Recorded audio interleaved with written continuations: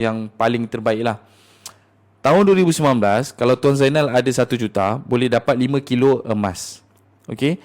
Ada 1 juta, boleh beli 5 kilo emas. Berapa sekilo? Lebih kurang dalam 200 ribu. 5 kilo. Saya ada 1 juta, saya simpan dalam bank. Selepas beberapa tahun, 2019, 20, 21, 22, 23, 24, 25. Tahun ke-7. Apa yang berlaku? Tuan Zainal ada 5 kilo emas. Tetapi selepas beberapa tahun, nilai emas tersebut bukan lagi 1 juta.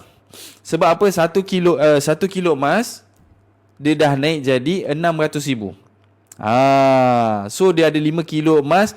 So dia ada berapa juta nilai emas dia? Bukan 1 juta, tapi dia boleh jadi 6, 12, 18, 24, 32. Bermakna dia boleh jadi 3.2 juta ringgit dengan simpan emas.